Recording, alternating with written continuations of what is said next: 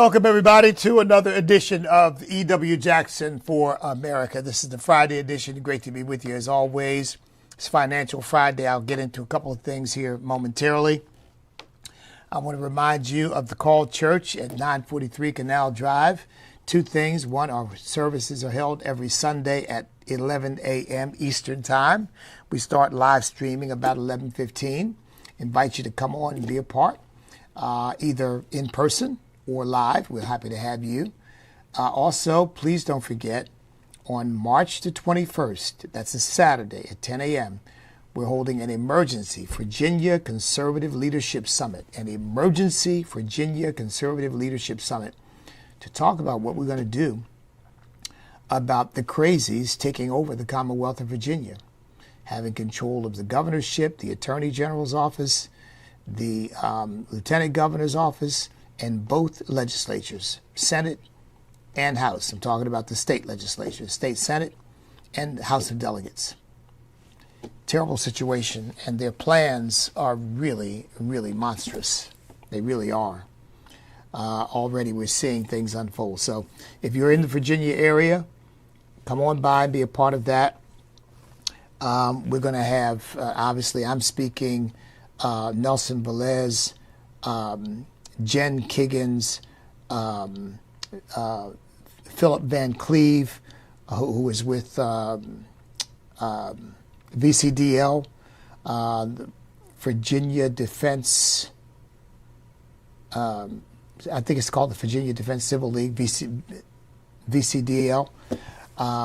But you should know who Philip Van Cleve is. I mean, he's one of the outstanding Second Amendment warriors for our Commonwealth, and frankly, for that matter, for the country.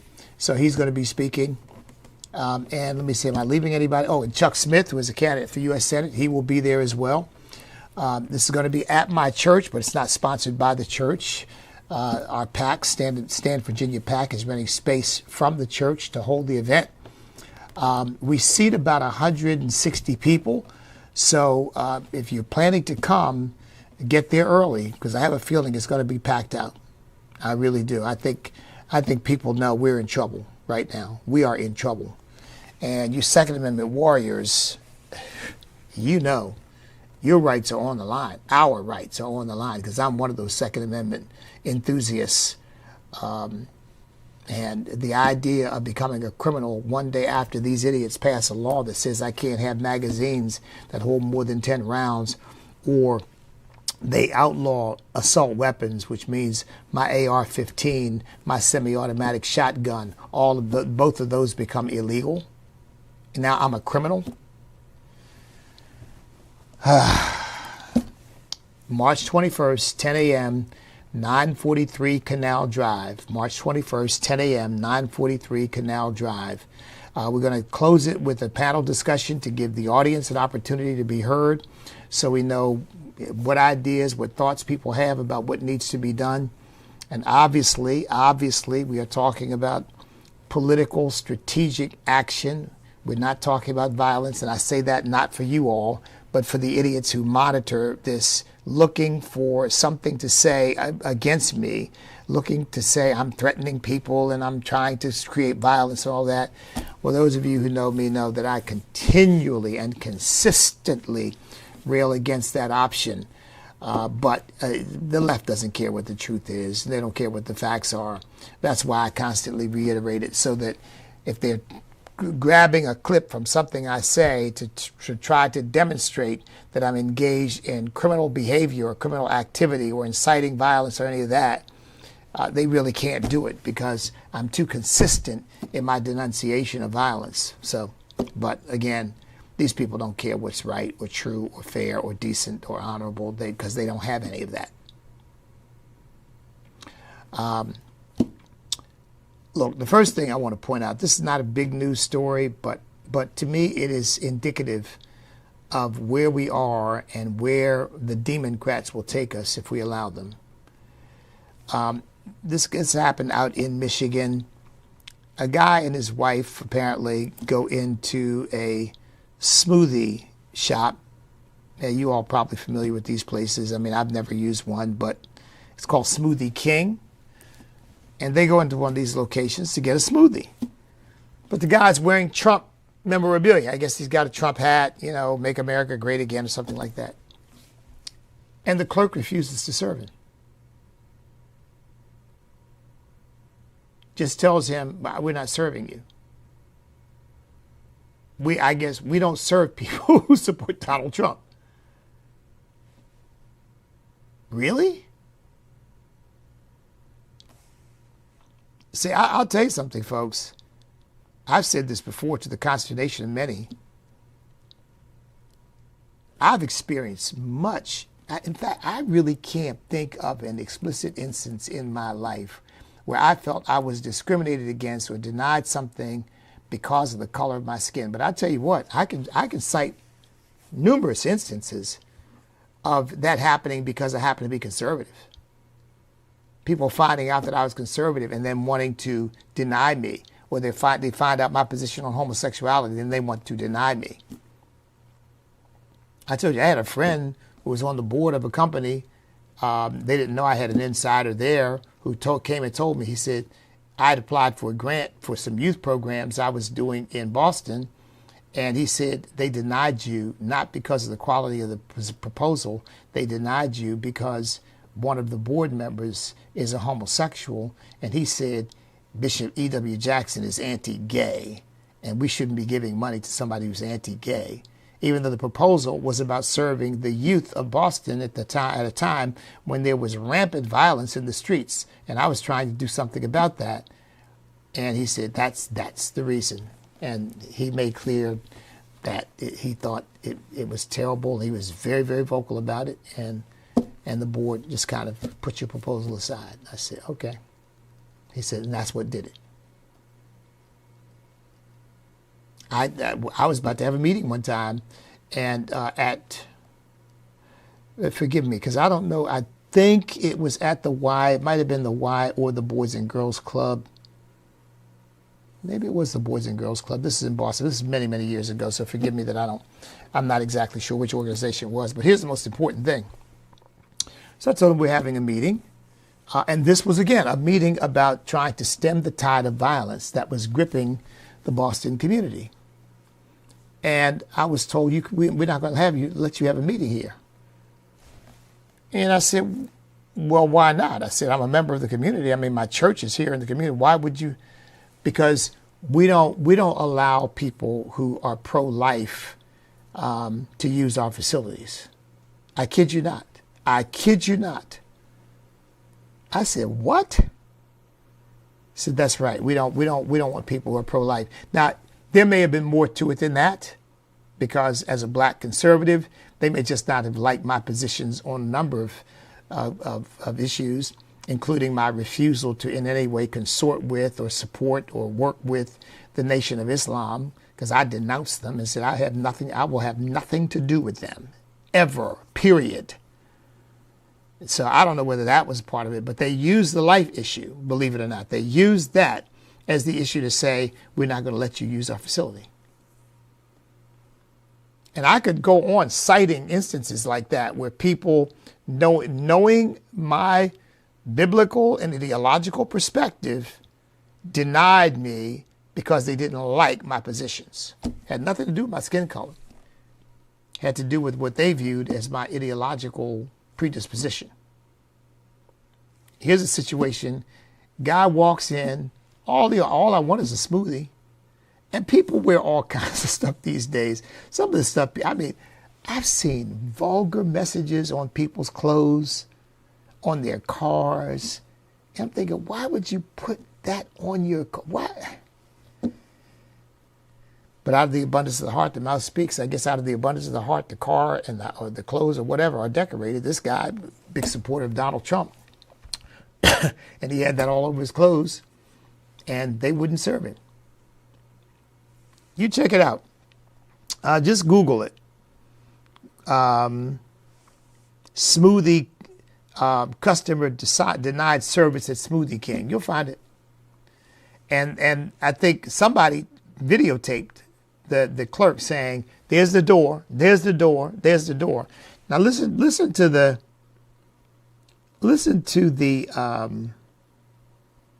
Oh, by the way, the family is being threatened and all of that. But listen to the explanation the clerk gave. This is something the clerk posted. I don't know where. Oh, no, this is a statement that the clerk gave to Fox News. Quote, "My political opinions are very complex." Now, I don't even believe she wrote this because it didn't sound to me like somebody who would write this, but maybe. "My political opinions are very complex. I do not stand on behalf of any political party." And she's lying because she's a Democrat. "I merely refuse service because of the alleged," listen to this, "the alleged affiliations of the Trump administration, the alleged affiliations the Trump administration has to pedophiles." What? What?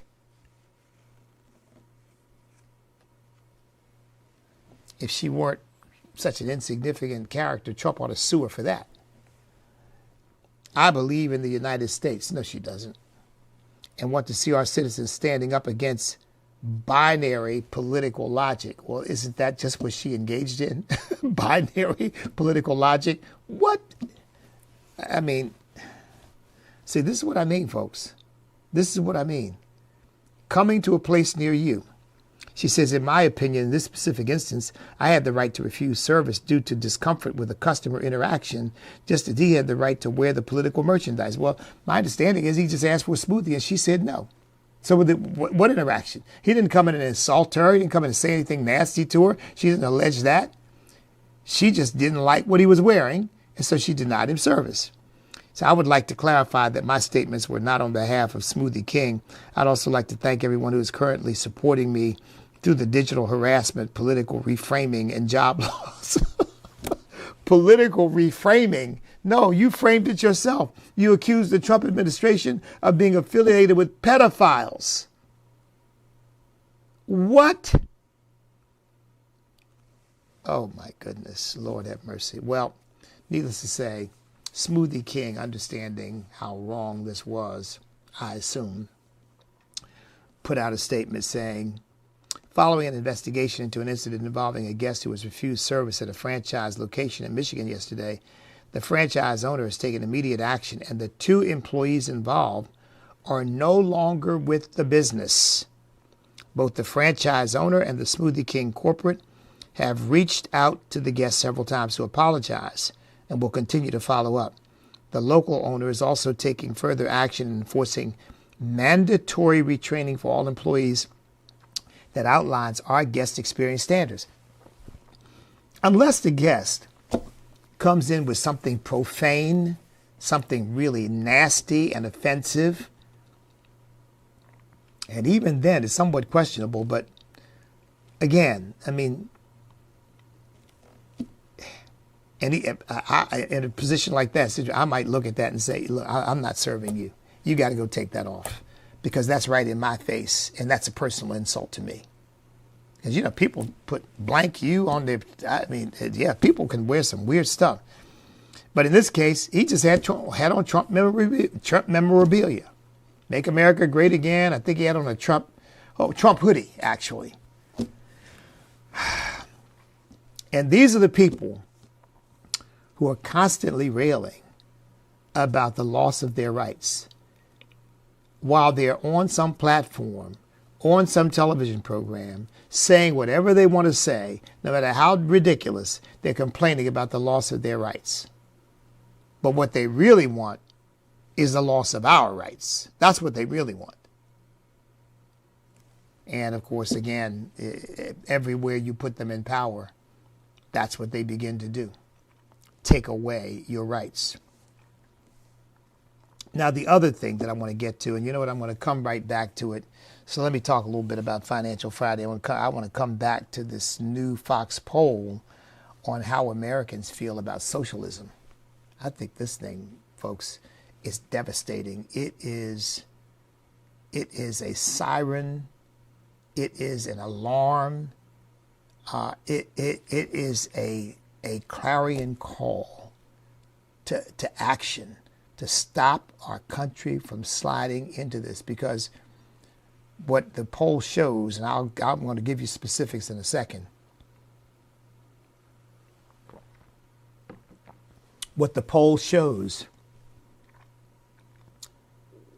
is more and more Americans are embracing socialism.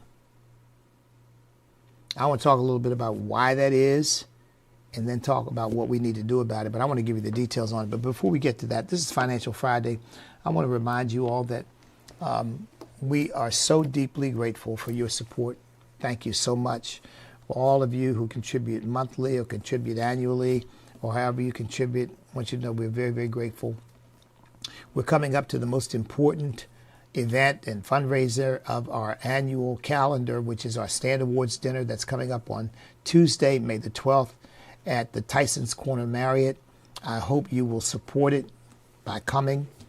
You can find out more about it by going to standamerica.us. That's standamerica.us. There'll be a pop-up as soon as you go to the website. You click on that pop-up. It will take you to the donate page for you to make a choice on what you'd like to do. There's several ways you can help us here.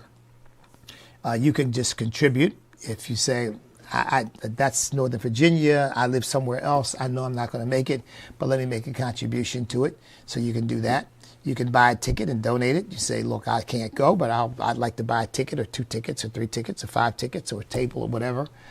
You can sponsor a table, a reserved table, which have your name on it. And you can either send guests or we can invite guests and fill the table for you. The tickets are $150. And we then, of course, need sponsors. Last year we had 34 sponsors. We're believing God for 40 sponsors this year. You can become a sponsor. You'll see the levels of sponsorship on the website as well. Anything you can do to help us support our biggest fundraiser of the year, we'd be deeply appreciative to you for. Now, aside from the dinner, let me just say, obviously, the dinner does not meet our annual budget. We need a lot more than the dinner will produce. There have been a couple of years in which we had underwriter sponsors, I should say we had matching grant sponsors who said, if you raise $100,000, we'll give you $100,000, and that helped to increase the net result of the dinner from $100,000 to a couple $100,000, which was a big, big help. That gets to a significant part of our annual budget. So if you are inclined to do that, you have the ability to do that, the means to do that, you can do that for us. And then we have other levels of sponsorship starting after that. The George Washington sponsor, $25,000. And then it goes all the way down, by the way, to $2,000 for the Patrick Henry sponsor. So anything you can do to help would be appreciated with the dinner. But we have other levels of giving as well outside of that. And you may say, well, I'm not going to get to the dinner thing, but I do want to help. We have several ways you can contribute. Obviously, you can just become a monthly donor. And we have donors from $5 a month all the way to $2,000 a month. You can give on an annual basis. We do have people who give $500, $1,000, $5,000, $10,000, whatever it is they can afford on an annual basis. They tend to give once a year, and some give around Christmas time. Some give around the tax. Yeah, a lot of people give around Christmas time because, of course, they're preparing for their taxes. But some people give at other times of the year, depending upon when their hearts are moved, when it's convenient for them. And so forth. But we have several ways you can give aside from being a monthly donor or just a regular donor. We have stock gifts. We do have a stock account. You can give with stock. We're encouraging people to become estate donors. You can include us in your will. Give some percentage of what you leave when you go to heaven to support the work of Stan.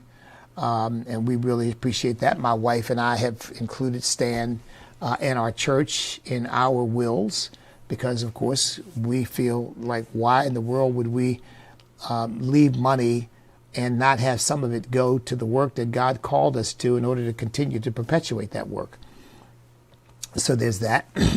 And then, of course, we are looking also for what I call endowment donors.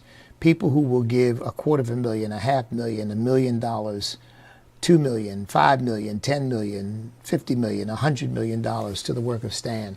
And I know you hear me say numbers like, $50 million, $100 million, you think, boy, that's pie in the sky. But, when Jeff Bezos gave Van Jones $100 million, I thought, He won't even miss that money. It's not even a dent for him. $100 million. He won't even miss it. Because the man's worth, what, about $130, $140 billion. That means he didn't even, what is 100 billion is 1/10 of a billion. You multiply that by 140, that would be 10% of a billion. You multiply that by 140. That means he gave away less than 1% of his wealth, less than 1% when he gave $100 million. There are people who can do that. And maybe there's somebody out there that God has laid on his heart that you want to help resolve the racial divide in this country and help bring us together as one nation under God. Well, we're your organization because we're dedicated to that. And we're the only conservative organization in America that is dedicated to that. The only one. And we got a number of projects that we're working on. The King Douglas Forum, which I've talked about, going into these inner city communities and actually having Charlie Kirk type discussions with people to try to get them to see the right. I mean, when I get to this socialism thing, you'll see exactly what I'm talking about. And then I'm starting the Truth Tour. I've mentioned that to you before, but if you want me to come to your church, your organization, your community to do a speech, it's called the Truth Tour. Facts about American history you were never taught. I'm going to talk about American history and put it in perspective for people as we come to the 250th anniversary. I couldn't think of a more appropriate time to do it, to help re-educate people with the truth about American history, as opposed to a bunch of lies and polemics they've been given to try to get them to hate the country and to, of course, to delegitimize America. That's really what they're after. Because if America is illegitimate, then you have to legitimize it. How do you legitimize it? You have to fundamentally transform it into something else. You have to separate it from the founding fathers. You have to separate it from the Constitution. You have to separate it from the Declaration, because none of that is valid, of course. That was all just written by a bunch of racist slave owners, and we should pay no attention to that. We need to start this thing all over again. In the image of Karl Marx, and the socialists and the Democrat Party that's got a dystopian vision of life, let alone of what governance truly is supposed to be. Our founding fathers have it right. Democrats have it completely wrong. Completely and totally wrong. I say you want to know how they see power and use it? All you got to do is think back on COVID. That's all you got to do. Think back on how they dealt with COVID. God was giving us, not only did it reveal some stuff they were doing to our children in schools, it really revealed to us what's in their hearts and how they view power and want to use it. Because you saw it unfold in a way that just, it chilled you to the bone, because you realize these people really do love power and control over others. They love it.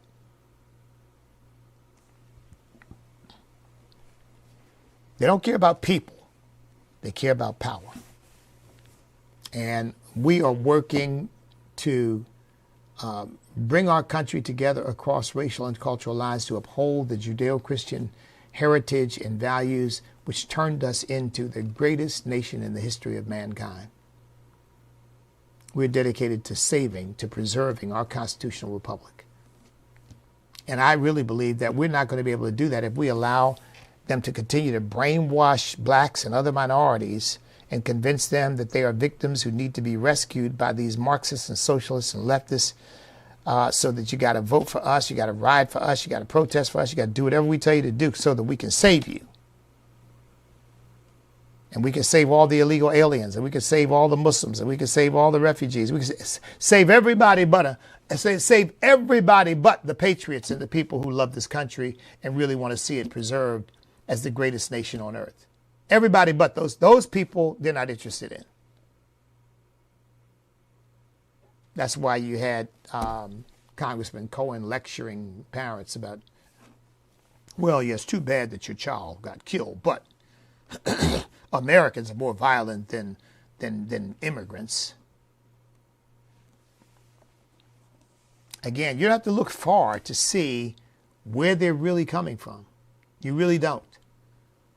Who wants to take away from parents the right to determine whether their children have their genitalia or their breasts cut off, or whether they get hormone treatment, or whether they are tried to change their gender? Which party wants to take away from parents the right to make those decisions? The Democrat Party.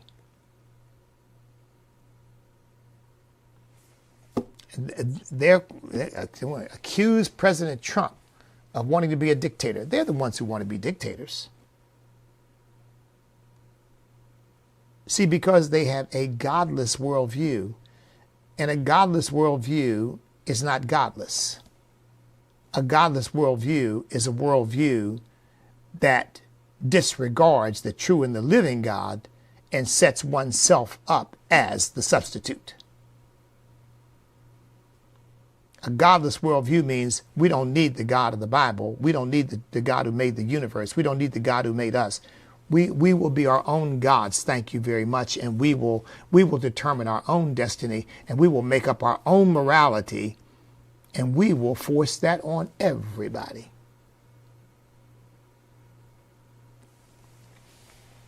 And they, again, accuse us of trying to force our way of life on everybody. No, what we're trying to do is preserve the way of life that was bequeathed to us by our founding fathers.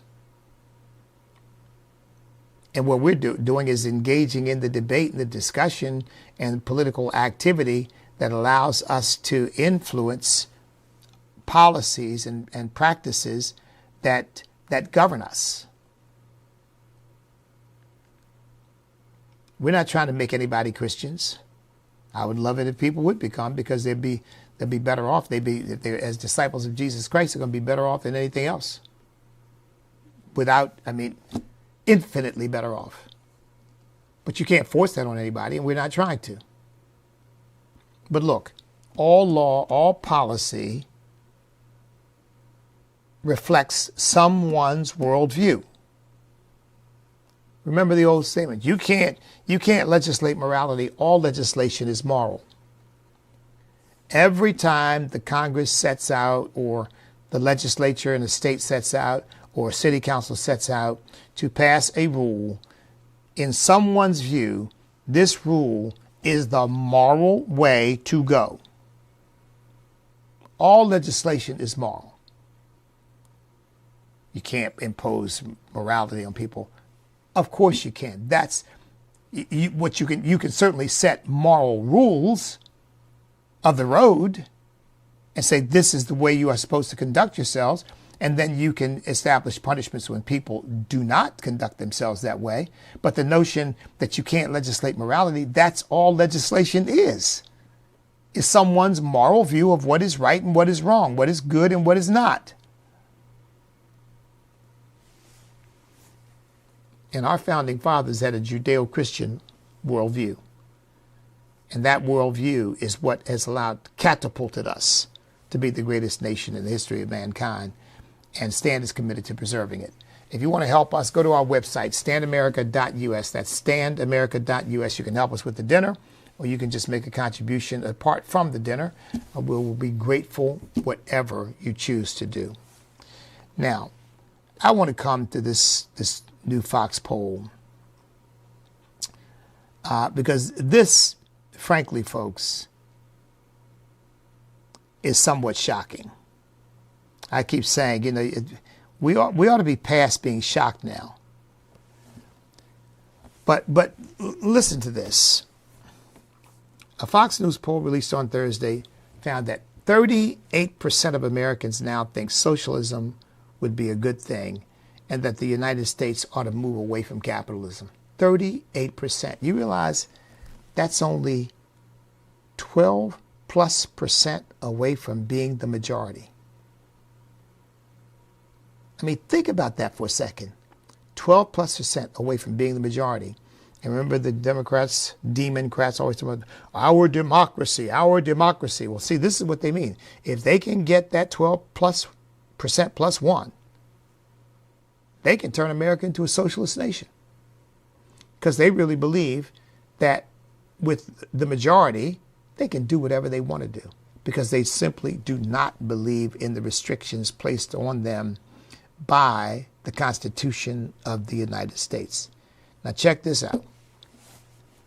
The last time this question was asked was 16 years ago. 16 years ago. You know what the number of people who thought that socialism would be better and we should move away from capitalism was then? 18%. In my view, still high even then. It's almost doubled in 16 years. Now, one has to ask, is this a trend? Because if it's a trend, we're in trouble. Because that trend would say in the next 10 to 20 years, we could have a majority of Americans who completely reject the free market capitalist system and want socialism. Our Constitution is incompatible with socialism. Because socialism means that the government is the owner of the means of production, but our Constitution says that you cannot be deprived of life, liberty, or property without due process of law. The government has no ability to take away everybody's property. Now, that doesn't stop Democrats, because I've said before, if they're going to start confiscating assault weapons, that's our property. How are they going to do that? They're going to start confiscating certain magazines because they have too many rounds in them. That's our property. We paid for that stuff. How are they going to do that? They don't care, because what they care about is power. Here's how this breaks down. Very liberal voters, 66% say we should move towards socialism. Democrats under the age of 45, 66%, so it's a Democrat phenomenon, say that we should move towards socialism. More than half of all Democrats in general, that means even those who don't consider themselves to be very liberal, but more than half of all Democrats, 55%, say we should move towards socialism. 55% of all black voters say we should move towards socialism. And those under 30, people in general, under 30, 53% say we should move towards socialism. Folks, this is not good. This is not good. But I want you to notice something. Black voters. So that means 45% do not believe we should move towards socialism. Why in the world are we leaving these people in the hands of a bunch of socialists when almost half of them don't want it? But the Republican Party has been so stupid and so dense and so unwilling. I mean, do you realize Cornyn spent $71 million to be 1 point above Paxton in the Texas primary? $71 million. He raised that money from somewhere. Paxton spent $14 million. Oh, actually, I think it was less than that. I'll double check that. It wasn't even close. In order for Cornyn to win against Paxton by 1 point. Now, here's my point. You got all that money to throw around. And I have not, in all of my career, since I became a Republican back in the early 1980s, I have not been able to get Republicans to invest virtually anything in winning a vote that has tremendous potential for them. And so they invest absolutely nothing, and you get the results like what we got here in Virginia in the last election. 93% of black voters voted for Abigail Spanberger. 93%. 93%. Now, black voters are 20% of the vote in Virginia. 20%. Abigail Spanberger won by 13 points, 14 points.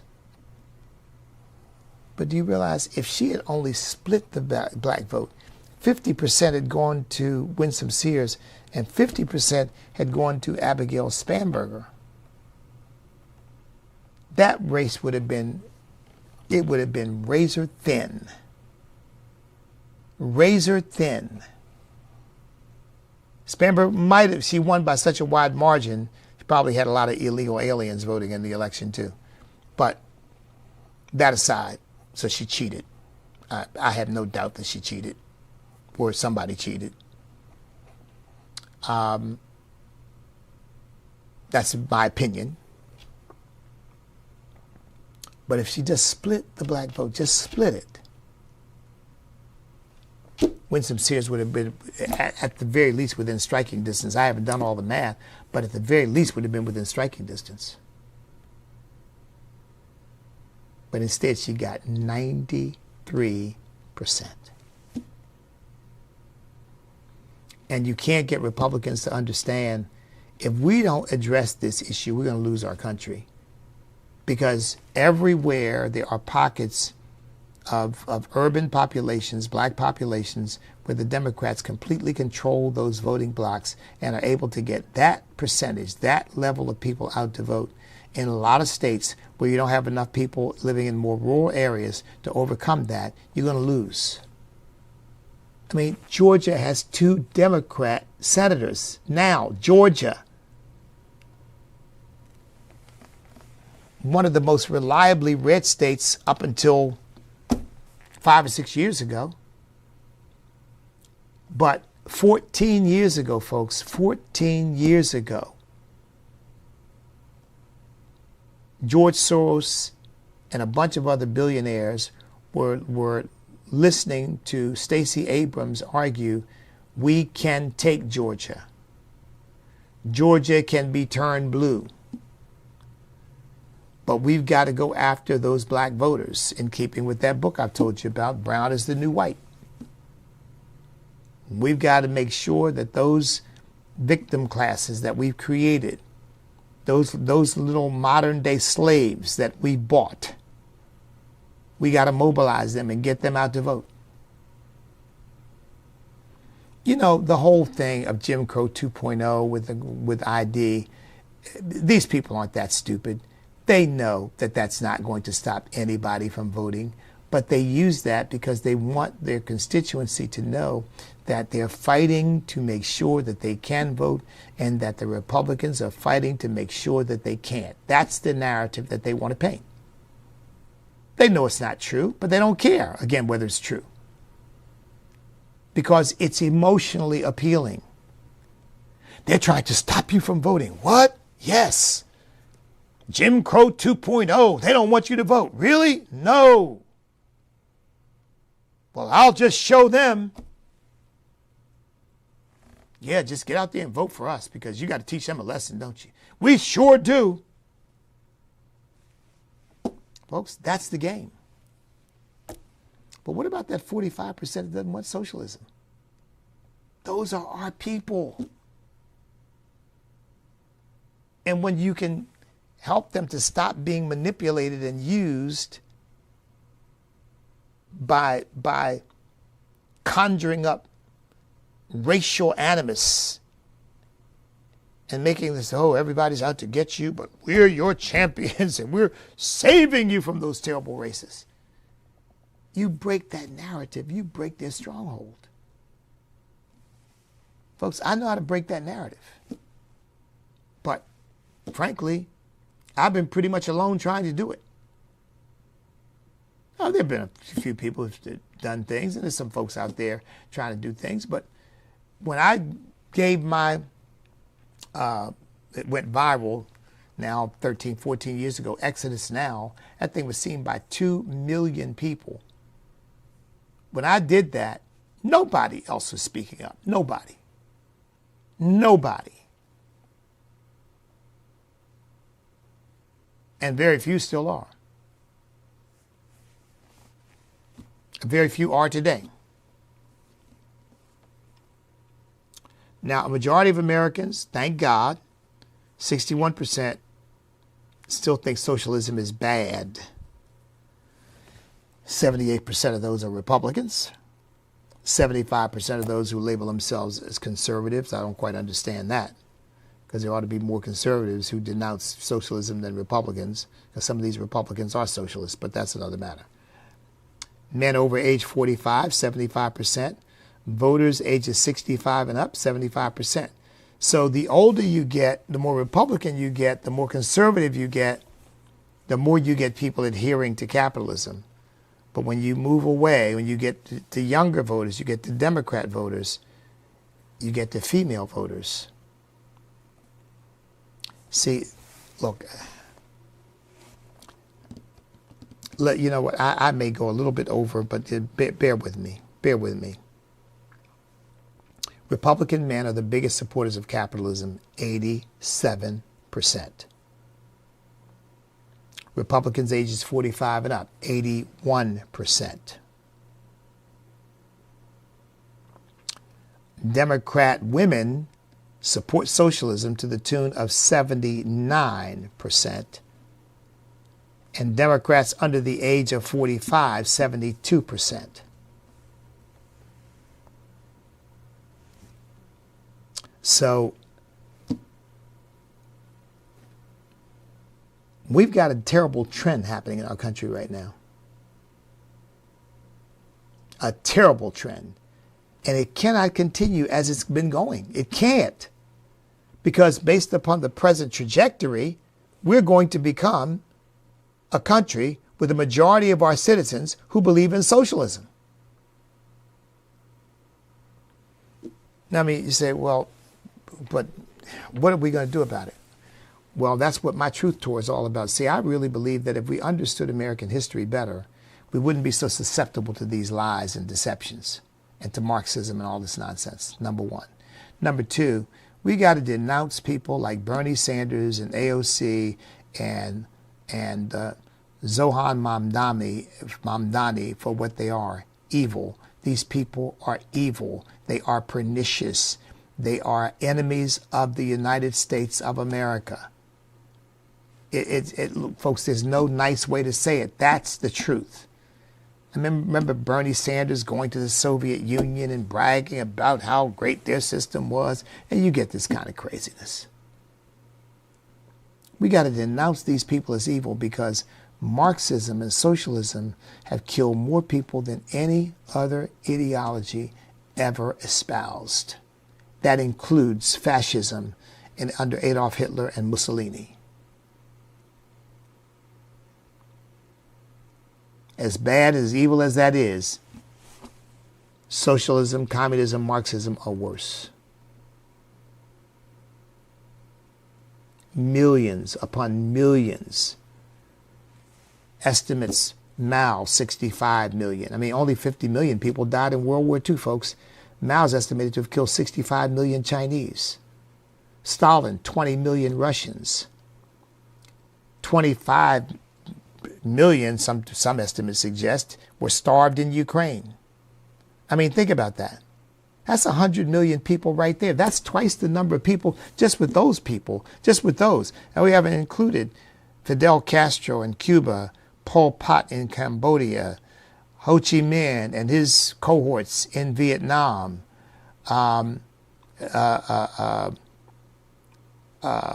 North Korea has not been included. I mean, you start adding up the countries that have engaged in genocidal slaughters